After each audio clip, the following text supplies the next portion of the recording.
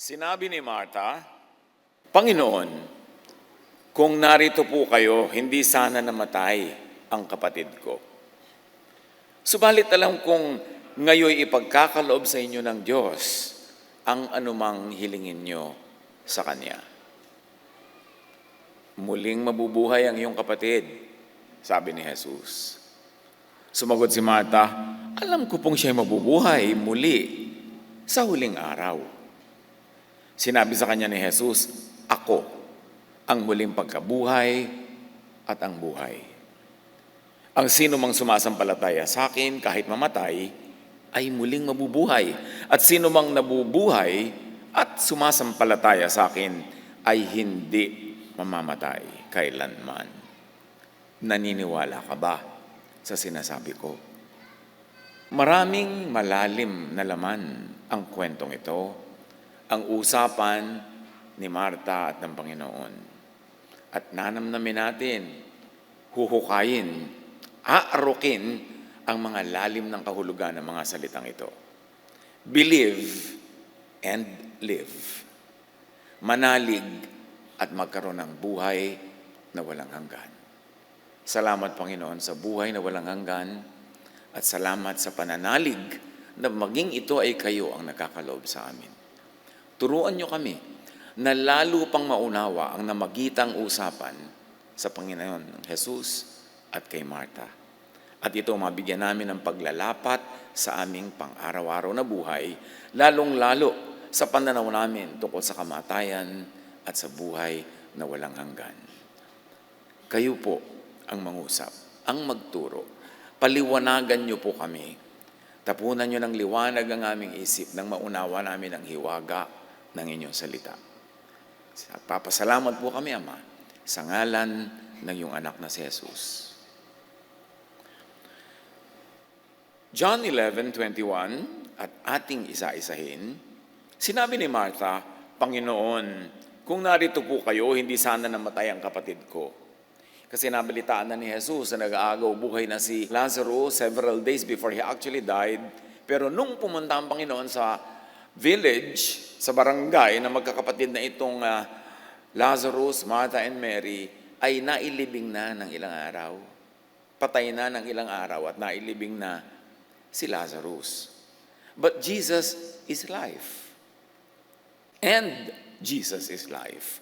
At alam niyo ni Martha, sabi niya, kung narito sana kayo, hindi sana siya namatay. Pero ang tinutukoy ni Martha ang kamatayan ay yung kamatayan lang ng katawan. No? Pero maraming uri ng kamatayan at maraming uri ng buhay at buhay na walang hanggan. But in all this, Jesus is relevant. Jesus is life. Jesus sets free from the fear of death and from death itself. Ito na marahil ang pinakamatinding takot ng tao. At kahit ng mga hayop at maging ng mga halaman ang mamatay. Kaya lahat gumagawa ng paraan para iwasan ang kamatayan. At maraming kung ano-anong ritual, mga paniniwala, mga hokus-pokus na ginagawa ang tao para lang maibsan ang takot sa kamatayan, para lang ma-assure na magkakaroon sila ng buhay na walang hanggan. At sa usapang ito ni Martha at ni Jesus ay marami tayong mapupulot na aral. Hebrews 2:15, referring to Jesus that He might free those who all of their lives were held in slavery by their fear of death. Ang takot sa kamatayan ay tinatawag na pagkaalipin, slavery. Kasi buong buhay, nagpapakaalipin talaga ang mga tao para lang maibsan ang takot sa kamatayan. At isa dyan, pagpapaalipin sa relihiyon. Kasi ang relihiyon ang number one manakot tungkol sa kamatayan at number one ding nagtitinda ng kung ano-anong produkto na solusyon sa kamatayan para ang mga tao ay magkaroon ng buhay na walang hanggan. Ngunit kung relihiyon ang sagot, paano yun? Iba-iba ng sagot ang mga relihiyon. Iba-iba ng formula, iba-iba ng mga itinitindang doktrina. Alin doon, hindi naman kung may pinanganak ka sa isang religion, yun ang paniniwalaan mong tama kasi lang naipanganak ka doon. Paano yung naipanganak sa ibang religions? Kaya dapat suriin.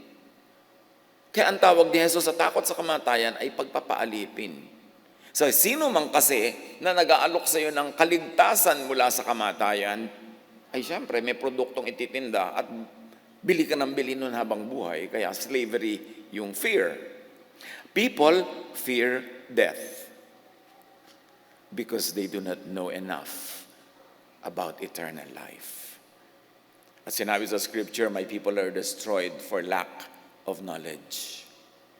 Ang takot ay nagmumula lang sa ignorance. Anumang bagay na hindi mo alam, kinakatakutan mo. Anumang bagay na hindi mo naintindihan, kinakatakutan mo. Kahit mga katuruan at doktrinang bago sa pandinig ay kinakatakutan. Kasi ganun ang slavery ng tao sa fear. So, fear of death enslaves. How do you set yourself free by the help of Jesus from this slavery, from this fear? Know life and the mechanics of life. Knowledge is power. Knowledge is freedom. Know life and the mechanics of life and be free from death and be free even from the fear of death. Ano mga dapat nating unawain? Marami, pero konti lang ang sisikapin nating mabuklat ngayon at sapat na yan na panghawakan para matanggal ang fear of death at maunawaan natin ang eternal life. One, life is designed. The universe is fine-tuned. Hindi aksidente ang universe. Hindi siya simple evolution, siya ay creation. At ang creation ay may creator. At ang creator ay eternal. And because we were made in the image of the creator, if the creator is eternal, therefore we are eternal. Dapat natin maintindihan yan. Tanggalin muna yung mga sapot-sapot sa ating isip na katuruan ng kung ano-anong iba't ibang relihiyon ng pananakot. Tingnan natin ang creation. Life is designed, the universe is fine-tuned. Consider yung isa sa mga rules of science, the golden ratio, or what they call the divine proportion. Hindi ko inaasahan na lahat tayo ma-appreciate o agad, maiintindihan in one sitting, kasi kumisan 4 years pinag-aaralan ng mga yan. Sapat na ngayon ay mabuklat natin para lang malaman natin, ay may ganun palang topic. Para assignment, homework, pag-aralan yung mabuti para maintindihan. Nobody expects you to understand everything in one sitting, especially right now. And this is the challenge of church preaching. Limited ka, 40 minutes up to 1 hour. Paano mo ituturo ang lahat ng yan? Kaya nagiging sound bites lang eh. At ngayon, i-consider nating sound bites na assignment ninyong pag-aralan lahat para lalong maintindihan. Ang goal lang natin ngayon ay buksan ang ating isip na may mga ganun palang usapin, may mga ganun palang topic na dapat lang saliksikin. We shall flirt with some scientific principles. Know, understand, at kung nano-nosebleed, just take note now and know more soonest. Huwag matakot sa bagong nadidinig, huwag matatakot sa bagong nalalaman, because God is knowledge and God is light. Now, the golden ratio in science is a perfectly symmetrical relationship between two proportions. Mathematically, this ratio is closely related to the so-called Fibonacci sequence, where each term is the sum of the previous two. For instance, 1, you start with 1. 1 plus 0, kasi 0 yung kakambal niya sa una, 1 din. Now, ang kasunod ng 1 ay 2. So, 1 plus 2 equals 3. Tingnan nyo yung sequence.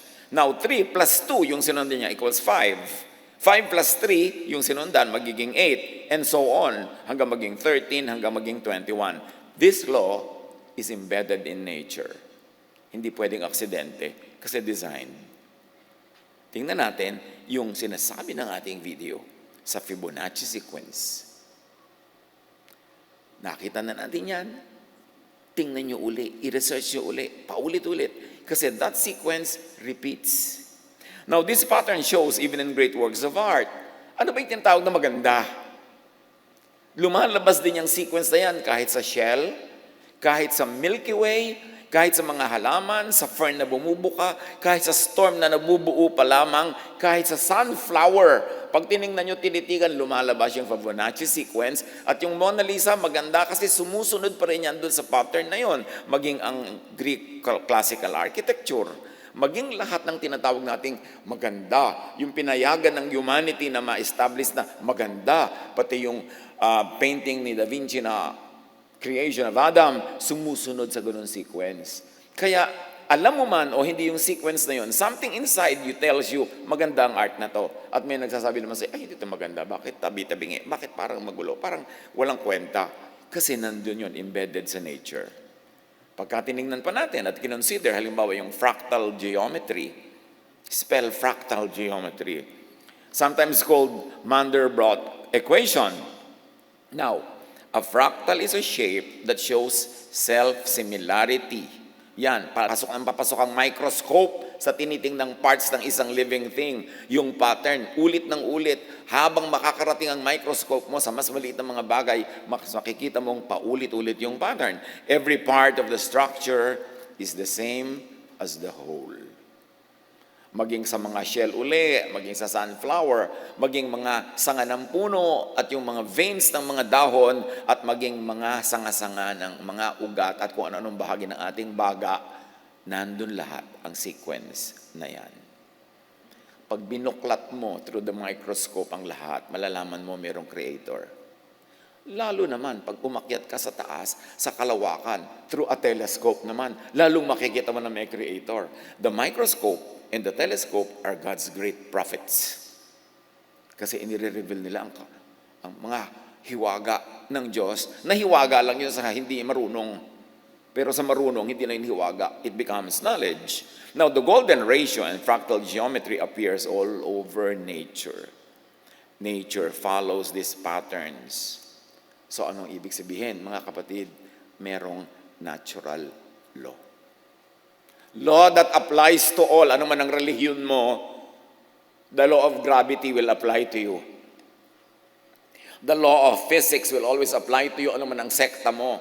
The law of velocity, buoyancy, all of this will apply. Kasi yan ang universal law. Kaya alam mo yan ang law ng God over all the laws of many religions that are competing, bangga-banggaan, laban-labanan, alin ang totoo. Siyempre, kung narrow-minded ka, ipipilit mo, yung faith mo ang totoo. Kasi yun ang faith mo. Kasi doon ka lumaki. Kasi doon ka sumali. Pero paano yung iba? Ginigit din nila yung kanila ang totoo. Alin ang universal truth that is true everywhere, every time?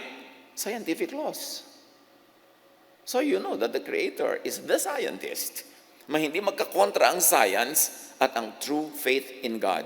Ang kumukontra lang sa science, yung mga religions na hindi tatayo at titindig ang pangangatwiran pag niliwanagan ng science. Yun ang takot sa science at nananakot against science. Now, the chaos theory, for instance, isa pa yan. In any chaotic setting, sabi ng chaos theory, there exists a definite pattern. O may pattern na naman yan. Pag pumasok ka ng pumasok sa bawat maliliit na bahagi, makikita as far as the microscope and the telescope lenses allow. Technology, science, could really be God's last prophet na nagpapakilala talaga sa Diyos in very clear, repeatable terms. There is still order hidden inside what we perceive as chaos. True chaos does not exist. Why? Because God is God of order. How about the Mandelbrot set called the thumbprint of God? Now, the Mandelbrot set is a fractal. No matter how far observers zoom into it, they will find intricate patterns that are similar to the whole thing. But these are only similar and not the same. There's actually infinite variety. It never repeats itself. You know why?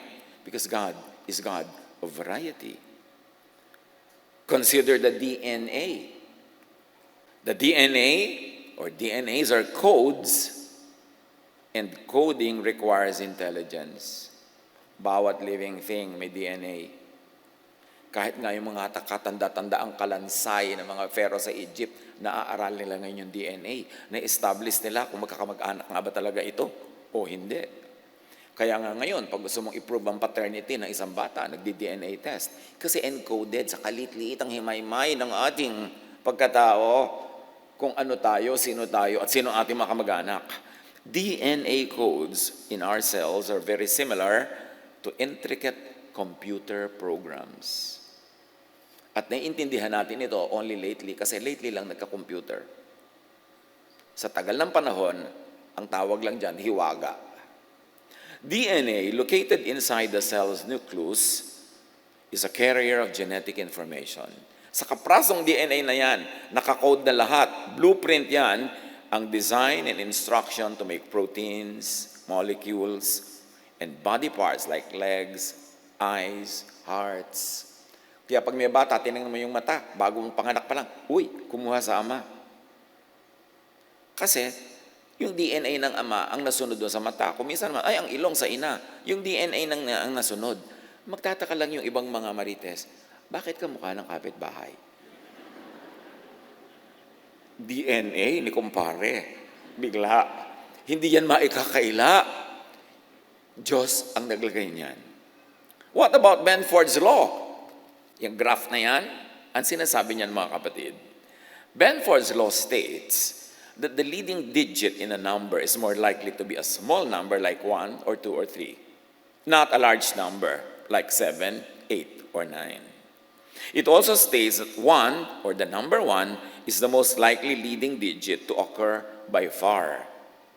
And this will apply to any random set of data. Anong application nito mga kapatid? Halimbawa, nagre-report kayo ng sales nyo sa BIR. Tapos iniimbento nyo lang yung mga resibo. Gawa lang kayo ng gawa. Gawa lang kayo ng gawa. Ito yung sale. O kaya ang mga tindera nyo, nagre-report ng benta nila sa inyo. Ito yung benta. Gumagawa pa ng mga resibo. Pag nag-Benford Law kayo, mabibisto nyo. Kasi, kahit magtambak ka ng libu-libong number dyan, laging ang pinakamarami dyan, nagsisimula sa 1. Tapos 2, tapos 3, papakonti hanggang 9. Hindi ko kayo tinuturo ang mandaya. Pero reliable ang Benford Law to detect fraud in reporting numbers. This is used in Canada. Malalaman, kahit tax declaration mo, nandadaya ka sa mga number mo, kahit yung mga liquidation mo, mga lalabas, kasi God is the master mathematician. At may law ang numbers. Hindi pwedeng dayain. Yan ang alam ng mga engineer. Kaya alam mo yung load ng bridge, o 10 tons, o ganyan. Kasi may computation kung gaano karaming semento at bato at bakal ang dapat mong ilagay para makatawid dyan ang 10-ton truck. May law ang lahat. Bakit umaakyat ang aeroplano? You know, the science of the aerodynamics. Bakit nahuhulog ang mga dapat mahulog? Because of the law of gravity. Bakit nakakaland ng aeroplano? Computed lahat. Bakit sasakay ka sa aeroplano ng gabing-gabi, maglalakbay kayo ng ilang oras sa buong kagabihan, tapos maglalanding siya exactly sa airport na plano, hindi sa ibang airport. Sumusunod lang yan sa laws of physics, sa laws of geometry. Hindi yun pwedeng palitan. Bakit? Kasi ginawa yun ng Diyos. Bakit ang mga doktor sinabi, itong gamot, inumin mo, after 5 days, may talab na yan. Kasi na-observe na nila, yun ang science. Na-observe mo kung ano lang yung nando na nakatotohanan. Kaya gumagaling ka, kaya ka na-o-opera, kung ano-anong ginagawa. Dahil may law ang lahat.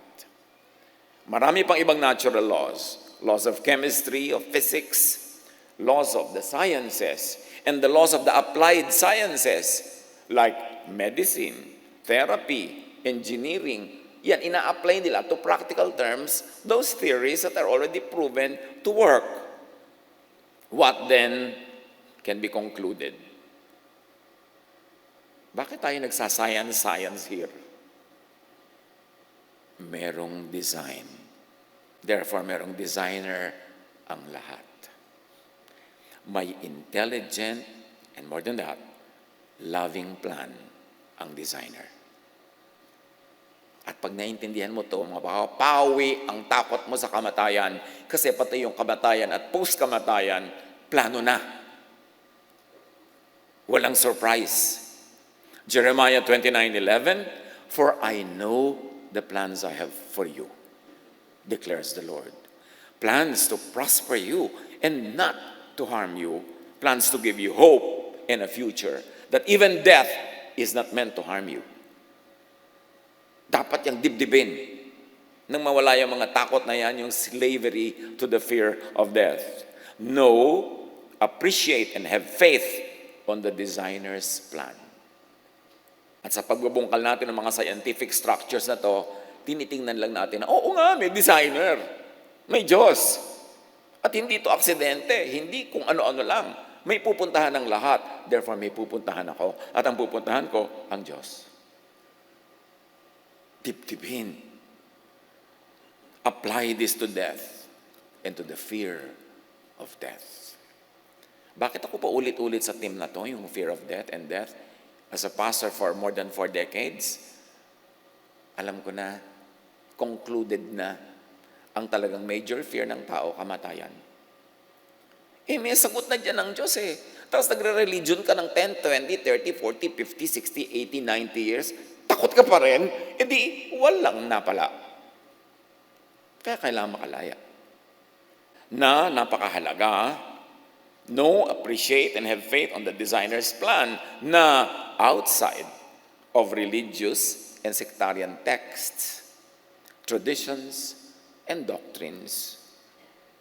Science inevitably opens to the idea na mayroong designer, creator, sustainer, na mayroong Diyos. Napakarami ng mga scientists na nagsimula as atheist, kaaral, hindi nila maiwasan ang katotohanan na may creator. Yun lang magde-design ka ng spacecraft na maglalanding sa buwan, na ilang araw na naglalayag sa kalawakan, para mo-compute mo yung mathematics na umalis dito sa Earth na umiikot at magbabiyahe all throughout the space, na hindi siya babangga sa mga ibang mga bagay doon sa kalawakan, at makakarating sa buwan na nagbabiyahe din, magkaiba ng biyahe yung Earth at buwan, na-compute mo na maglalanding talaga doon sa ganung oras, sa ganung araw, kasi may batas na hindi maiiba. Na gano'n ang takbo ng mga planeta, gano'n ang speed, kanya-kanyang speed, kaya walang mga banggaan, may batas. Habang nag-aaral ka ng science, sobrang bulag ka na pag hindi ka pa naniniwala may Diyos. Pwede kasi naman na hindi naniniwala yung mga scientists sa Diyos, yung Diyos na drawing ng religion. Kasi napakarami naman talagang drawing ng religions na hindi naman kapani-paniwala kung isa kang tao nag-iisip at marunong. Kaya dapat hanapin mo yung drawing ng natural law, because it will point to the Creator who is God. The God of the sciences is unassailable. Although the God of the religions could be questionable, kasi mga religion nga mismo, iba-iba na tinuturo eh. So alin dyan na papaniwalaan mo? Kaya mahalaga yung science. Huwag kayong matakot sa science, because God is the ultimate scientist. Job 12, 7-10. But ask the animals, and they will teach you. Or the birds in the sky, and they will tell you. So gusto mo maghanap sa Diyos? Mag-biology. Sino sa inyong laging absent noon sa biology? Hindi tuloy natandaan na ang Heterobasidiomycetidae is the scientific family name of mushrooms. Hindi nga ma-spell. While most religious laws or theologies are inconsistent, contradictory, myopic, local, and sectarian, while most religious laws point to competing prophets and theologians, natural and scientific laws are constant and universal. They point to and reveal the non-sectarian Creator. At gusto kong bigyan ng diin, non-sectarian God. Ang God kasi, pinag-aagaw-agaw ng mga sekta, ng mga relihiyon, at binibigyan ng kanya-kanyang bihis, costume, itsura, drawing, at mga doktrina. No, go to the non-sectarian God of creation. At pwede rin siyang makilala sa Bible. Ang dami-dami pwede mo pagkakilanlan. Marunong ka lang dapat pumili at manuri kung ano ang titingnan. Job 12, 7-10, mag-biology ka daw. Or speak to the earth, and it will teach you. So mag-geology. Or let the fish in the sea inform you. Mag-fisheries. Mag-oceanography pa kung ibig mo. At sa pagpapatuloy ng Job, which of all this does not know that the hand of the Lord has done this? In His hand is the life of every creature and the breath of all mankind. Ang ganda ng realization. Napakaraming magagandang mapupulot sa Biblia. Marunong ka lang tumingin kung saan. Psalm 19:1, the heavens declare the glory of El, or of God. You know, in the original Hebrew of the Old Testament, it is El that is used. In the English translation, it becomes God. And that's when it becomes very contestable to many people. But all the original Hebrew verses say El when they mean God. The heavens declare the glory of El, and the sky displays what His hands have made. Mag-astronomy. Kahit daw sa astronomy, makikita mo ang Maker. What we have is not accident, is not chance, but creation. And we are the crowning glory of that creation, at least from our point of view. Now, understand, as we have been saying, life and the mechanics of life. And one important truth is that the Creator is eternal. God does not die. Jesus, the man, died. But remember, Jesus is the divine that was made into flesh. And that flesh was a thing that died, not the spirit of Jesus that is eternal. Romans 1:20, for since the creation of the world, God's invisible qualities, His eternal power, had been clearly seen, being understood from what has been made. Ang linaw ng sinabi ng Romans, ang pagpapakilala ng Diyos ay sa pamamagitan ng Kanyang nilikha, mga bagay-bagay na nakapaligid sa atin, not from religious and sectarian theologies. Pag diyan ka nagpadala sa mga religious and sectarian theologies, dahil iba-iba yan, malilito ka talaga. Gusto mong makilala ang creation, kilalanin mo yung Creator. Paano mo kilalanin yung Creator? Through the creation. Through what has been made. Through the material world. Because creation reflects the Creator. Even we are made in God's image. And that is not meant to be physical. We are made in the Spirit, or in the image of the Spirit, in the nature of the Spirit of God. Creation reflects the Creator more than competing theologies. 1 Timothy 1:17, now to the King eternal, immortal, invisible, and may I add, but visible through creation. You want to see God, you cannot see God in truth because God is Spirit. But if you want to see God, at least, even on lower terms, look at the physical world, the universe, because imprinted doon yung character ng Creator. Now, creation is eternal, therefore we, His creature, have eternal life. Iba-iba ang sasabihin sa inyo mga religion tungkol dyan. Magkaka-eternal life ka lang pag sumali ka sa kanila. Paano kung 4 na religion nagko-compete? Saan ka sasali? Maniniwala ka na membership ang nagsisave? Paano yung hindi naging member? Naniniwala ka ba na ang Diyos ay may religion? Na pwede siyang ilagay sa loob ng isang relihiyon at nandun lang siya, wala doon sa iba? Yan ang mga kilala sa kasinungalingan ng mga relihiyon sa pagbebenta nila ng kaligtasan through their franchise. Dapat kung nag-aaral ka talaga, matagal ka na nag-aaral, gumraduate ka na sa ganung pang grade 1 na pag-iisip. Maintindihan mo ang Diyos in a higher way of understanding. Pakaisipin yan pag natatakot pa about death. Refer more to the laws of creation, of nature, and less to the laws of competing religions. Huwag kayong maging overly loyal sa isang relihiyon dahil doon lang kayo pinanganak. Paano kayo pinanganak sa ibang bansa? Di doon naman kayo magiging loyal. Dapat mag-isip. John 11, sa pagpapatuloy ng kwento, siya nga pala ang usapan natin ay si Jesus at si Marta. Subalit alam kong kahit ngayon ipagkakaloob sa inyo ng Diyos ang anumang hingin nyo sa Kanya. Sabi ni Marta, kung sana nandito lang kayo, hindi namatay ang kapatid ko pero kahit patay na siya, naniniwala ako, kaya nyo buhayin. Kasi anuman ang hingin nyo sa Diyos sa langit, yun ang magyayari sa lupa. So please naman, buhayin nyo naman aking kapatid. Jesus is the way of life, the way to life, and life. Now, understand eternal life and the way to eternal life through creation and through the laws of nature and science. At tumanda kayong magdugo ang tenga nyo, kauulit-ulit ko sa ibang terminology. Kasi repetition clarifies. Kung naintindihan nyo na sa unang sabi, huwag nyo nang pansinin yung kauulit. Kasi merong mga sa ikapitong sabi pa maintindihan So kailangan ulit-ulitin natin para sa kabutihan ng lahat.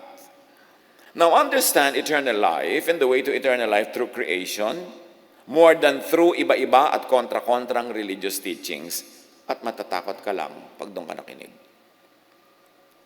Now, remember we said God created a fine-tuned universe?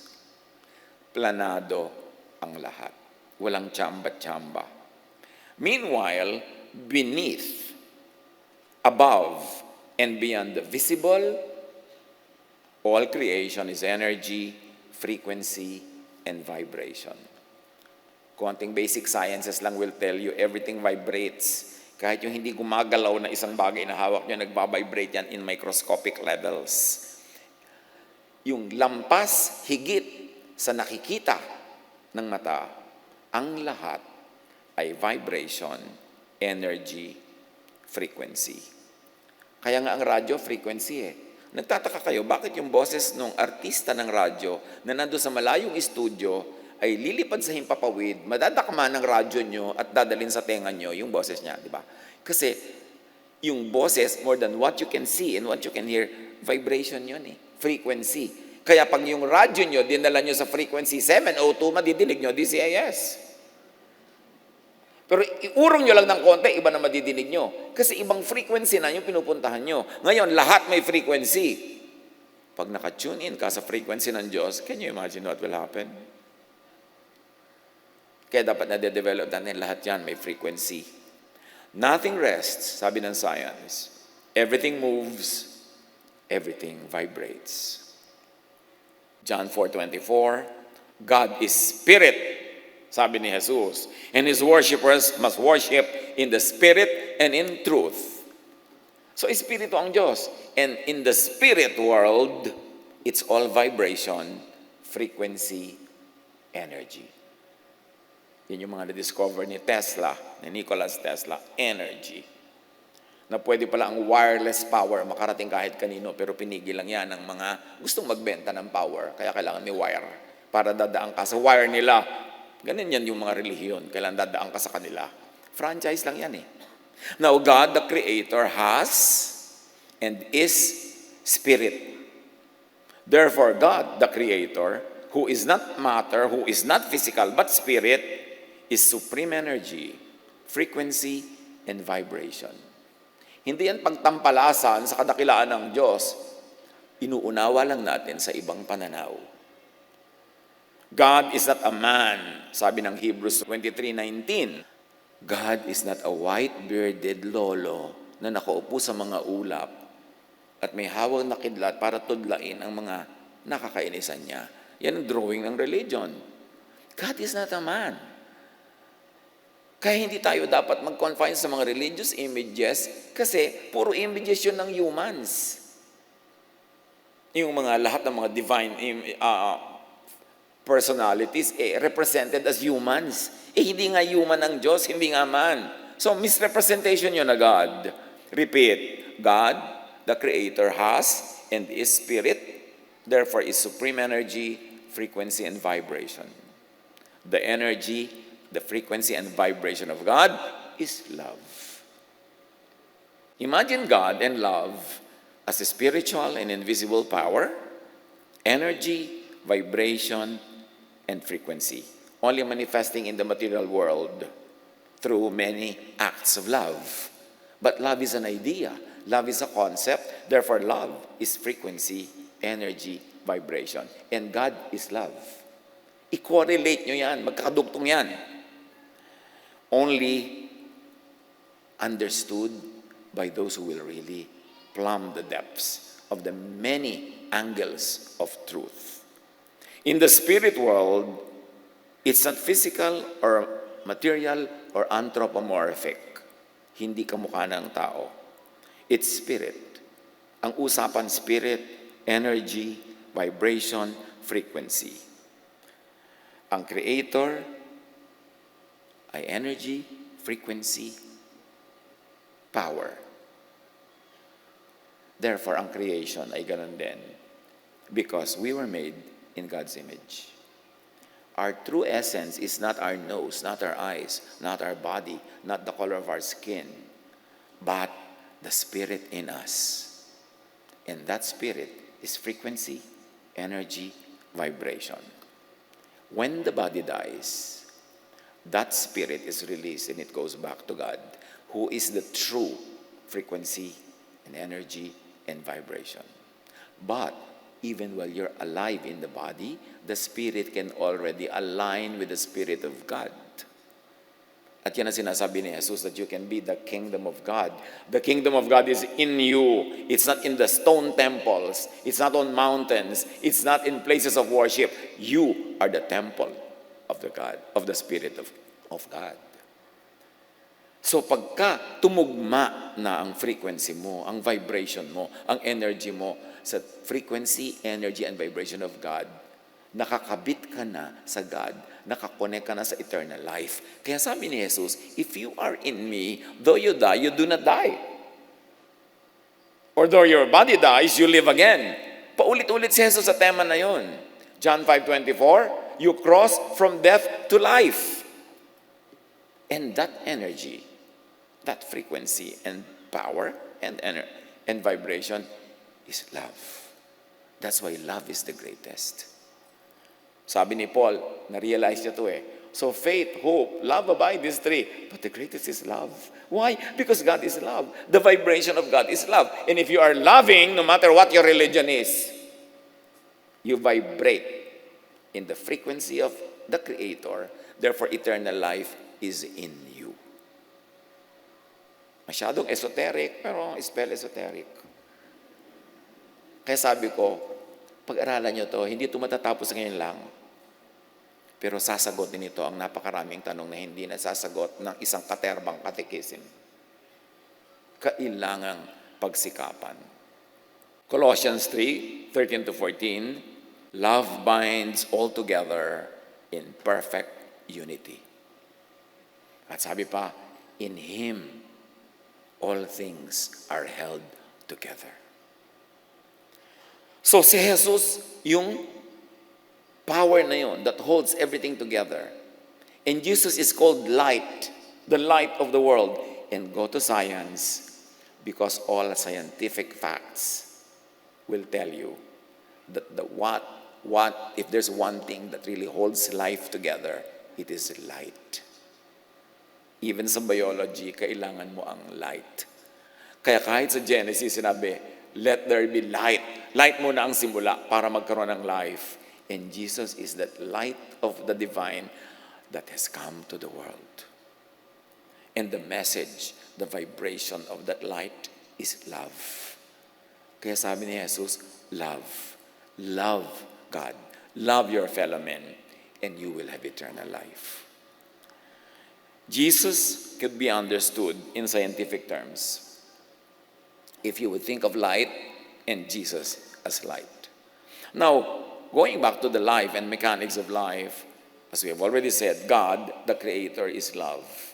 As God is eternal, love is eternal. Marami ng mga young people, sabi nila, kinonfess later, nagdudugo na daw yung tenga nila sa katuturo ko ng love at Jesusness. But, one day, isang araw, ting! Biglang bumukas yung naintindihan nila. Gusto daw akong puntahan at pagyayakapin at pasalamatan. Ay, salamat. Ito pala yung tinutukoy nyo. Hindi lang namin maintindihan nung kaya nagsasawa na kami. Kaya yung mga iba darating, anong teaching ngayon? Baka Jesus na naman, ha? Habang hindi nyo pa naiintindihan yan talaga, maiinis lang kayo, baka uulit. Pero ulit-ulitin nyo, dadating isang araw na, ting! Yung pala, eureka! Yung pala yung katotohanan. Natanggal yung mga takip sa mata parang kay Paul para makakita. John 14:21, sabi ni Jesus, whoever has my commands. And what is the command of Jesus? Isa lang, to love. Whoever has my commands to love and keeps them is the one who loves me. The one who loves me will be loved by my Father, and I too will love them and show myself to them. Now we enter another phase of our discussion, the issue of cycles, circles, repetitions. Sabi ni Jesus, kung sino ang sumusunod sa akin at umiibig, ay iibigin ko. So ikaw at si Jesus. Sabi niya, kung sino man ang iniibig ko, iibigin ng Ama. Therefore, iibigin ka rin ng Ama. At dahil iniibig mo si Jesus, iniibig ka ni Jesus ang Ama, Iniibig ng Ama si Jesus at iniibig ni Jesus ang Ama. Therefore, iibigin ka rin ng Ama. Makikipag-ibigan ka sa Ama at kay Jesus. Ikot ng ikot yung cycle. Because true eternity is a circle.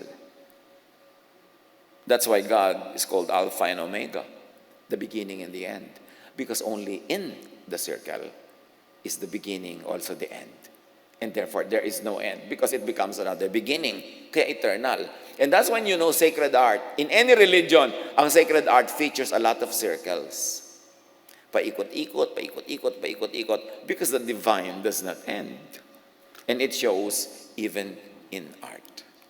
So, the circle is a very important shape that expresses the eternity of the divine. Now, love, like energy, is cyclical, therefore, eternal. Kung merong cyclical, eternal yon. At kung merong eternal, cyclical yon. Tulad ng water cycle. Did you know na mula nung nilikha ang buong universe, not one drop of water is lost or gained? Because everything recycles. Yung ininom yung tubig kaninang umaga, pinagugasan ang paa ni Cleopatra. 2,000 years ago. Paulit-ulit lang. Kasi nire-recycle. That's why recycling is a very advanced attitude. Yung nire-recycle mo yung supot, nire-recycle mo yung mga lalagyan para bumalik siya sa pagiging useful at huwag siyang maging basura. Now, John 11, balik kay Martha at Jesus, sabi ni Martha, kung sana lang nandito kayo, hindi mamamatay ang kapatid ko eh. Sabi ni Jesus sa verse 23, muling mabubuhay ang iyong kapatid. Sabi ni Jesus. At bakit? Bakit siya muling mabubuhay? Kasi love ko siya. At love niya ako. At dahil ang vibration ng divine ay love, when you love, and when I love you, the vibration of life is in you, you never die. Only the body dies, but it actually doesn't die. The body only recycles. Lahat ng kinain yung calcium, phosphorus, at kung ano-ano pa, babalik lang yan sa lupa para maging vitamina na naman at magiging papaya. May kakain na naman ng papaya, mapapasok sa katawan ng tao at pag namatay siya, babalik sa lupa. Lahat pabalik-balik. Kaya yung kinain nyo kaninang umaga, hulaan nyo kung ano yun. Sa kanyang previous cycle. Pabalik-balik lang. We participate in the circle of life. At bakit mabubuhay si Lazarus? Because he is in me, kung sasabihin ni Jesus, and I am in him. And because I do not die, whoever is in me will never die. At sino man ang aking pamugaran, tirhan, at makipag-isa ako sa kanya, hindi rin siya mamamatay. Masasama siya sa buhay, hindi niya ako madadala sa kamatayan. Pero sabi niya kay Martha, but if you want earthly life again, sige pues, buhayin natin kung ililigaya niyo. So binuhay ngayon itong si Lazarus. Maraming mga Christians, Bible-based Christians, ayaw magpa-cremate o galit sa cremation. Dahil paano ako mabubuo ulit pag bumalik ang Diyos? Problema na yan ng Diyos. Sa palagay mo ba, pag inilibing ka ng buong katawan, hindi ka kulang, tinanggal na nga nung ikaw ay inimbalsa mo, tinanggal yung mga laman loob mo, di kulang ka na rin. At kung kinain na ng mga uod yung katawan mo, yung mga uod ang dami-dami, sila ngayon ang bubuuin uli para mabuo ka. Huwag mong problemahin yun. Dahil si Lazarus nga binuhay sabi nga nung magkakapatid, may amoy na po, huwag na natin buksan ang libingan. Matagal na siyang patay. Hindi naman kasi uso na yung balsa mo, may amoy na. Anong amoy-amoy? Kaya kang i-reconstitute ni Jesus. No matter what your situation. Kaya kung gusto mo magpa-cremate, go ahead. Ang clean-clean, hindi na nakikita yung bangkay mo, tinitingnan po ng mga nakikipaglibing, ay, nangingitim na ang kuko. Yung iba, tinitingnan mo lagi yung kuko ng bangkay. Ay, may hawak na pera. Kung ano-ano pang magiging issue tuloy dahil nandun yung katawan mo. So, mabuti pa nga yung clean na clean Although I don't endorse it. Wala naman ako ibinibenta cremation, insurance. Pero, huwag kayong magpadala sa ganung mamunting bagay. Hindi yun ang issue. The issue is, do you have eternal life? Do you have Jesus in you? And no matter what your religion, if you love, you transcend those sectarian divisions and go above it and become universal, and you join the Creator who is non-sectarian. And that Creator vibrates in love. So vibrate in love. Now, to be in the realm or the frequency, vibration, and energy of the Creator, meaning to be in the kingdom of God or of kingdom of heaven, be in the realm, be in the frequency, vibration, and energy of love. Ang daming parenthetic phrases. Let me simplify. To be in the realm of the Creator, to be in the kingdom of God, be in the realm of love. May nangyayari sa spirit mo na nagbabibrate kasabay ng vibration ng love, which is the vibration of God, because God is love, so pumapasok ka sa circle of eternity.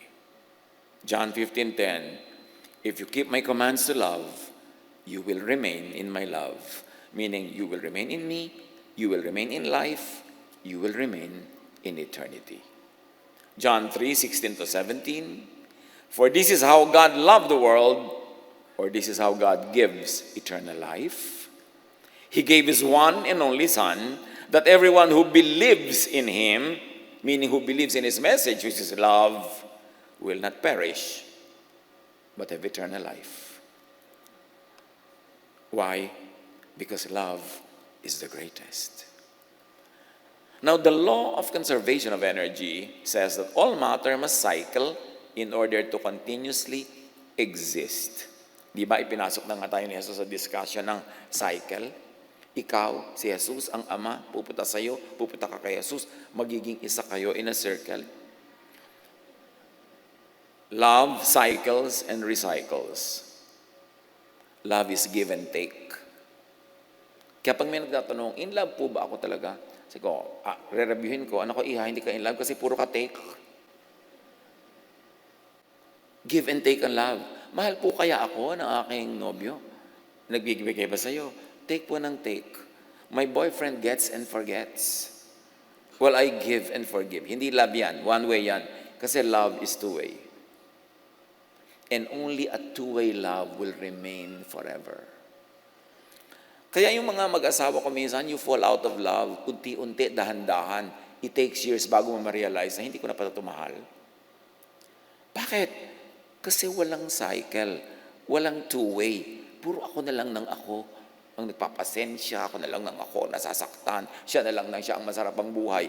Lalayo ang loob mo, nawawala yung love. Kaya yung love is two-way. Love is cyclical. And if it is cyclical, it will be forever. It will be for life. Because if it's a cycle, if it recycles, it will be eternal.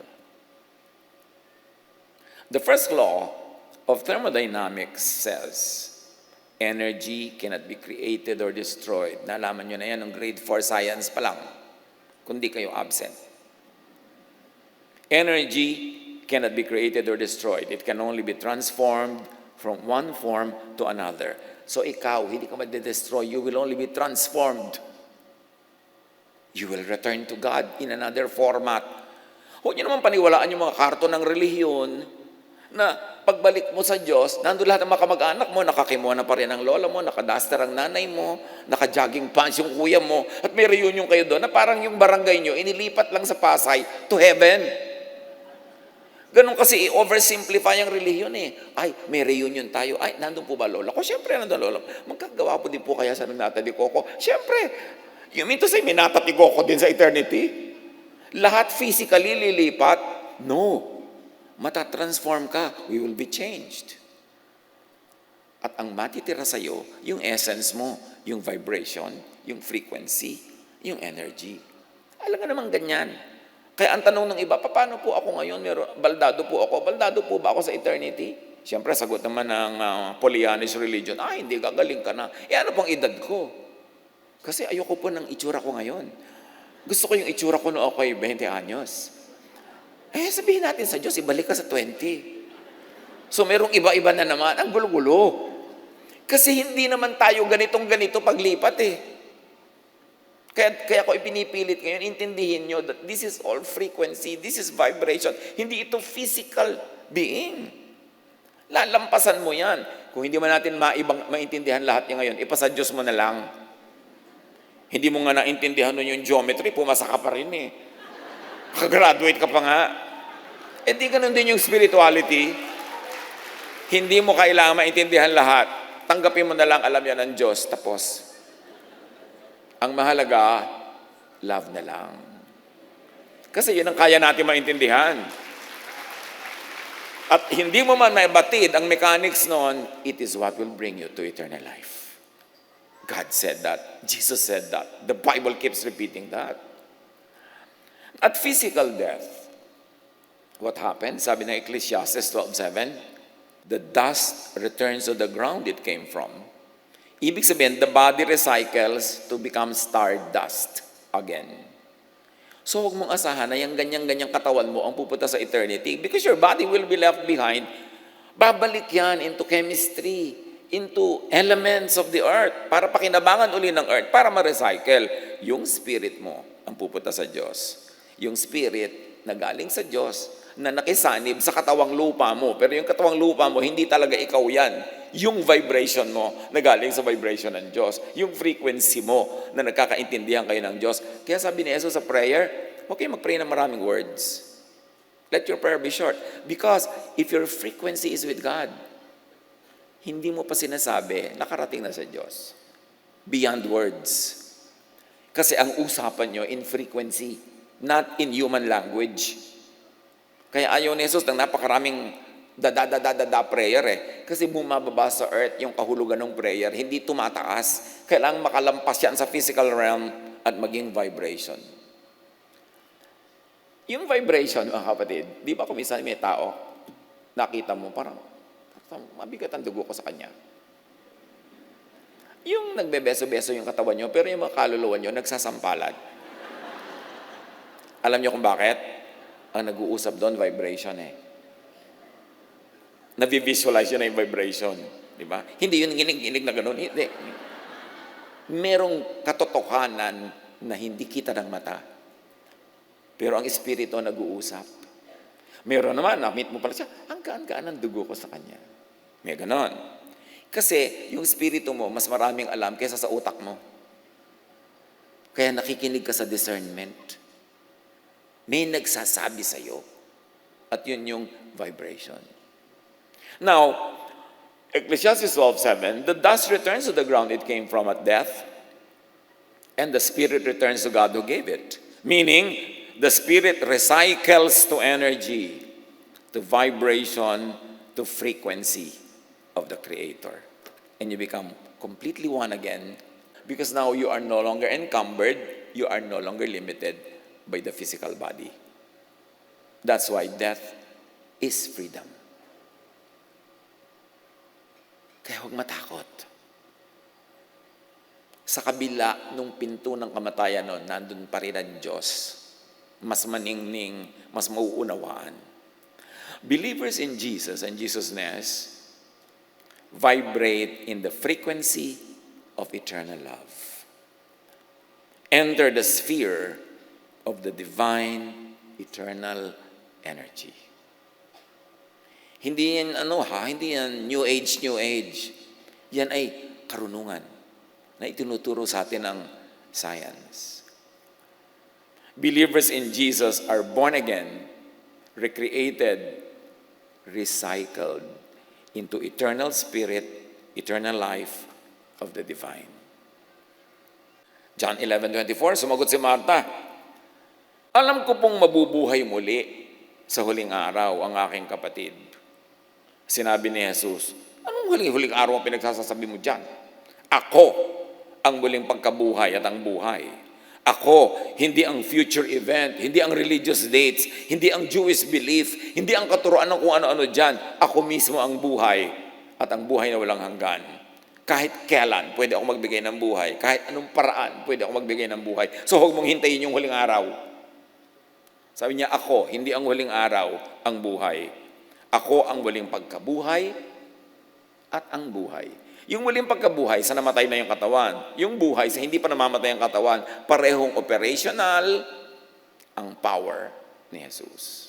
Jesus is God's love incarnated. Di ba ang pag-ibig nga ay frequency? O paano ngayon? Naging tao si Jesus. Pero beyond that tao, beyond that katawan is the universal spirit of the Word who was made flesh. John 5:24, whoever hears my word and believes Him who sent me has eternal life. Walang binanggit ditong religion, Walang binanggit na sekta. Walang binanggit na ritual.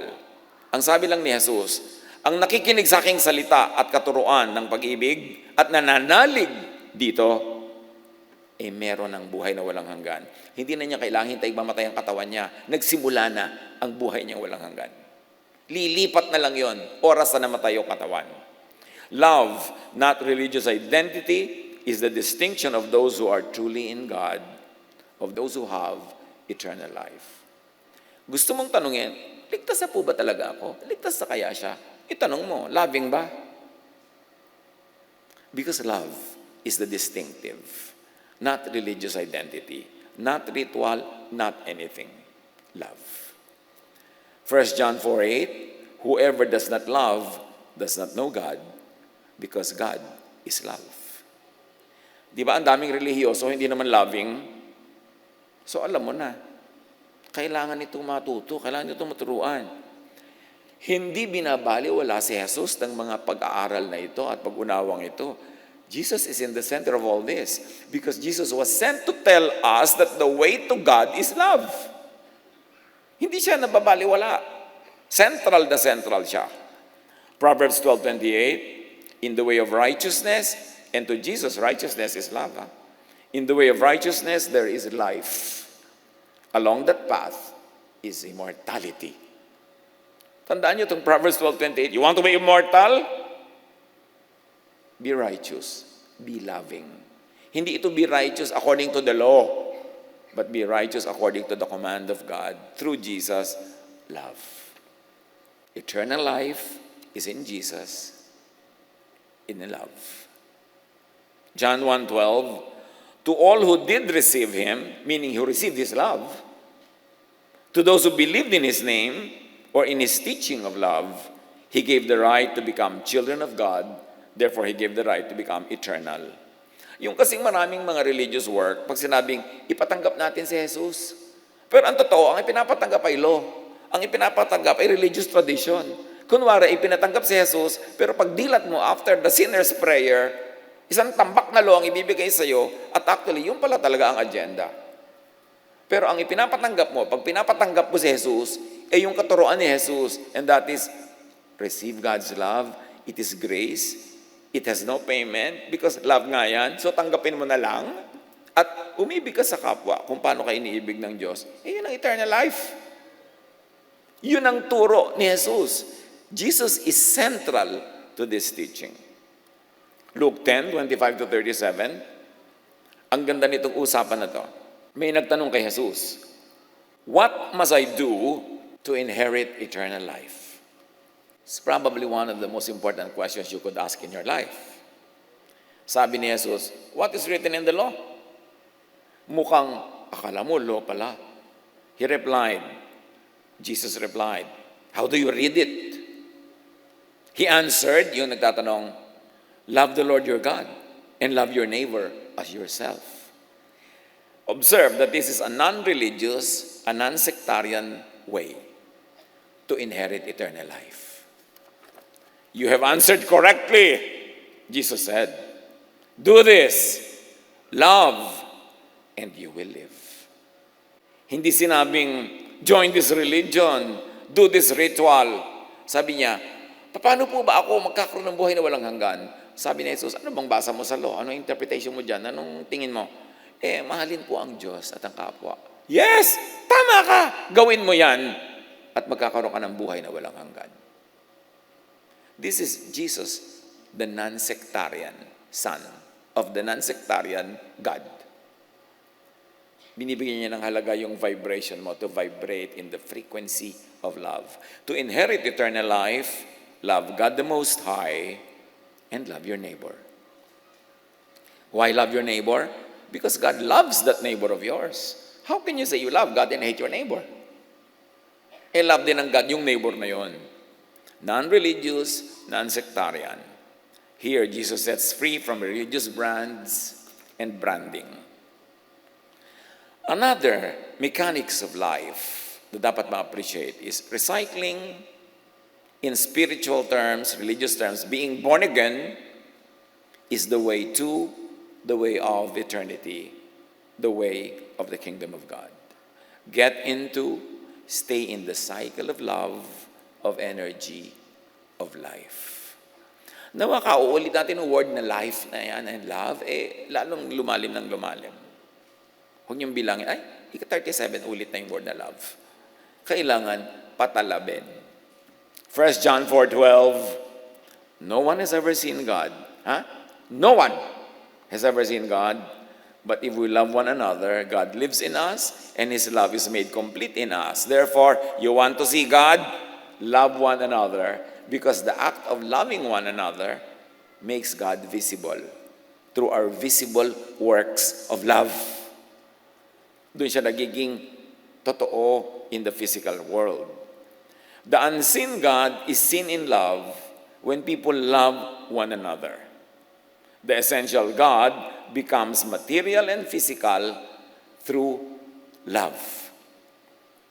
John 17:26, I have made you known to them, sabi ni Jesus Ama, in order that the love you have for me may be in them and that I myself may be in them. See the cycle? And you would be in them and they in you, and you are eternal. I am eternal, therefore they will be eternal too. We will be in the circle of eternity. John 11:25, pabalik kay Martha na naman. Sabi ni Jesus, ang sino mang sumasampalataya sa akin, kahit mamatay, ay muling mabubuhay. Now, how to enter and be recycled to eternity? Believe in Jesus, the incarnated, branded Word. Si Jesus kasi, yun yung branded Jesusness. Kasi bago siya naging Jesus, nandun na yung Jesusness. Kaya lang, hindi pa nagiging tao, so hindi pa nagiging Jesus. That's why we always emphasize the word Jesusness, because outside of the physical human Jesus is the idea of Jesusness. And you may be in Jesus the person or in Jesusness the idea, pareho lang yun. Kaya hindi siya branded, hindi siya franchised, mas universal. Believe in Jesusness, the essence, the spirit of the pre- and post-incarnated and branded Word that had become Jesus. Pag-aralan nyo to. Pwede nyo namang i-click sa camera yung sinasabi dyan, and then pag-aralan nyo, balik-balikan nyo. Bawat paragraph ng dinidiscuss natin ngayon is worth 2 years of study. So by now, meron na kayong 40 years sa pag-aaral dapat kasunod nito. Kasi matagal yan bago maintindihan. Hindi bigla-bigla. Kung naintindihan agad, you're so gifted, thank God. John 1:12, but to all who believed Him and accepted Him, He gave the right to become children of God, meaning children of eternity. When you believe in Jesus and accept Him, hindi yung formula prayer lang, kailangan naintindihan nyo kung ano tinatanggap tungkol kay Jesus, that God is love and that it is love that brings us to God. Yun ang dapat tanggapin, hindi kung ano religious laws. And you will be welcome into eternity. Love and believe vibrate in eternity. Let Jesus enter you, join your spirit, receive Jesus in spirit, into your spirit and heart, into your thought and mind, therefore into your vibration. Because thoughts are vibrations. Thoughts are frequencies. Receive the kingdom and the kingship of God in your heart and mind. John 3:36, whoever believes in the Son or in love has eternal life. Now, John 11, back to Martha and Jesus, ang sino mang nabubuhay at sumasampalataya sa akin ay hindi mamamatay kailanman. Kayo ba? Sumasampalataya kay Jesus? Ang hina naman. Therefore, hindi kayo mamamatay kailanman. Sinabi na ang linaw-linaw. Walang namamatay. Nare-recycle lang. Life rewards with eternal life those that give back to life and help sustain life. In other words, those that love. Kanina pa natin pinapaliwanag yung cycle. For anything to be eternal, it must cycle and recycle. So sa buhay, ang magiging eternal, yung nagre-recycle, yung kasama sa cycle. Therefore, hindi lang tumatanggap, nagbibigay din. Kasi ang tunay na cycle, you receive and you give. Then you receive and you give, and you give and receive. It becomes eternal, parang pendulum. Pero kung get ka lang ng get, Huwag mong asahang may eternal life ka. May mangyayari sa'yo, pero hindi ka mamamatay. Iba. Next month na kaya natin pag-usapan yon. Those who love could become like a supernova. Nabanggitan natin yan many months ago. Sa supernova, ibig sabihin lang yung mga bituin na dahil bigay sila ng bigay, sumasabog sila at nagiging maraming bituin din sila. This is a scientific phenomenon. Yan tinatawag na supernova. Another word to study. If an object like a massive star keeps on giving out, it will become a supernova. It will shine most brightly and then explode to spread its matter back to the universe. Yan yung sinasabi ng Ecclesiastes, the spirit returns to God. Pag supernova ka, give ka ng give, love ka ng love, sabi ng Diyos, isali natin siya sa eternity. Kasi ang kasama sa eternity dapat nagre-recycle. Kasama sa cycle of life. Pag take lang ng take, hindi nag-give. Ba't natin isasama yan? E di uubusin niya ang life. Kailangan nag-give. So, sabi ng ganon, magiging supernova ito. Mamatay ka man, dadami ka. Di ba, ganon din tayo, yung mga nagpaaral ka, namatay ka man, marami yung natuto. Nagpakain ka, mamatay ka man, marami yung natuloy ang buhay, nadugtungan ng buhay. So yung bigay ng bigay, yun ang tunay na umiibig. At ang tunay na umiibig, kung hahanap tayo ng comparison sa astronomy, yun yung nagiging supernova, sumasabog, hindi para mawala, kundi para dumami. Those who love could get recycled, recreated, reborn. In other words, it could become born again. Kaya sabi ni Jesus, you must be born again. You want eternity? You must be born again. Kailangang maging supernova ka. Mag-give ka ng give, tapos sasabog ka, at dadami ka. Yan yung nagkakaroon ka ng buhay na walang hanggan. Kasi buhay ka pa, nagpapatuloy ang buhay mo dun sa mga inibig mo, minahal mo, pinakain mo, kasali ka sa circle of life. John 3:3, Jesus replied, very truly I tell you, no one can see the kingdom of God unless they are born again. Unless they are born from above. In other words, unless they are recycled, unless they become supernova.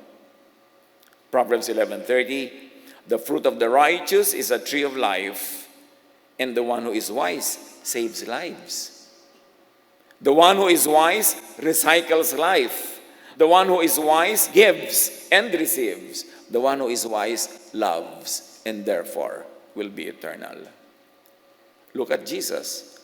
Look at Jesusness. And look at Jesus as believers as supernovas. John 12:24-25. I tell you the truth. Ito yung in biology, ito naman yung equivalent ng astronomy, supernova. Sabi ni Jesus, I tell you the truth. Unless a kernel of wheat is planted in the soil and dies, it remains alone. But its death will produce many new kernels, a plentiful harvest of new lives, of recycled lives, of stars, if you must. So sinasabi ni Jesus yung principle, mamamatay man niyang mga trigo na yan, hindi talaga yan mamamatay kasi magtutubuan ng napakarami mga ibang trigo na nabuhay dahil siya'y namatay. Ganon din ang ginawa ni Jesus, namatay, maraming nabuhay. So dapat sa iyo mambuhay, maraming mabuhay. At mamatay ka man, mabubuhay ka uli. Pero kung nabubuhay ka, wala ka man lang minahal, wala kang tinulungan, sabi ng Diyos, ay, tanggalin to sa cycle kasi abala lang. Kasi sayang lang. Hindi siya nagpa-participate sa recycling of life. So dapat mawala siya sa cycle kasi abala siya. So, ang ibig natin sabihin, meanwhile, those who are not in God, those who are not in Jesus, those who are not in love, meaning those who are not productive, useful, contributing to the creation and to the system, will not be allowed to be eternal. So, hindi lahat magiging eternal. Merong mga hindi magiging eternal. Bakit? Hindi sila isasali sa circle of eternity kasi sayang lang. Hindi sila kasama sa recycling. Wasteful. Hindi sila loving. Hindi sila giving. So anong papakinabangan ng eternal system sa kanila? Dapat silang ma-eliminate. They will be annihilated or destroyed. They will perish. Jesus taught that people who did not believe in Him meaning in love, in giving, would perish. Hindi niya sinabing will be punished forever. Ang sabi ni Jesus, will perish. Ang equivalent nito sa astronomy, black hole. At babalikan natin yung black hole na yan. Kung pwede kang ma-supernova, pwede ka rin ma-black hole. John 3:16, for God so loved the world that He gave His one and only Son, that whoever believes in Him shall not perish, but have eternal life. In scientific equivalent, the unbelieving, the unloving, the selfish could be black holed. Yun yung perish. What is a black hole?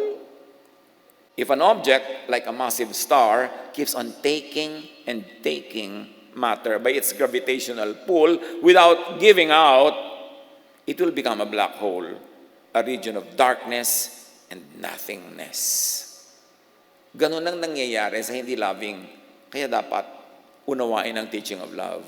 Matthew 25:30, sabi ni Jesus tungkol sa mga ganito, throw that worthless servant outside into the darkness. And if you like to read it, into the black hole. Hindi sila dapat payagang patuloy na makisali sa recycling kasi hindi sila nagre-recycle. Hindi sila nagko-contribute sa eternity. Take lang sila ng take. At sabi ni Jesus sa John 11:26 kay Martha, naniniwala ka ba sa sinabi ko? Kasi lahat ng pinag-usapan natin, pwede ilagay sa loob ng usapan nila. Faith is everything. Faith opens to eternity. Faith in Jesus, in the essence and teaching of Jesus, in Jesus-ness, saves from judgment by the law, saves from guilt and fear, and gives eternal life. Sumagot si Martha, opo, Panginoon. Naniniwala po akong kayo ang Kristo, ang anak ng Diyos na inaasahang darating sa sanlibutan. Ang daming naganap sa usapan na yon. Pag titingnan natin yung mga in between the lines. For now, mga kapatid, mayroong definite law of creation, of nature. To stay in that system, to stay in eternal life, live by that law. Love. Do not fear death. Wala yan sa plano ng Diyos para sa atin. Kaya ipinadala niya si Jesus para tayong mahalin at mahalin natin si Jesus at maunawa na ating dapat yun lang atupagin natin, magmahalan. Believe that you have eternal life in Jesus by believing in Jesus. Love so that you will have eternal life and know that you have eternal life. Ngayon, kung nosebleed ang lahat ng ito, huwag na lang malito o palito. Love na lang. Panginoon, salamat po na maaaring maunawaan ng mga maraming mahiwagang mga katuruan through the many layers of knowledge, even through scientific knowledge. Kayo ang author ng lahat ng knowledge at nais naming matuto sa maraming paraan, sa maraming anggulo, sa maraming dimensions. Continue to teach us. Pagbulay-bulayan ang lahat ng ito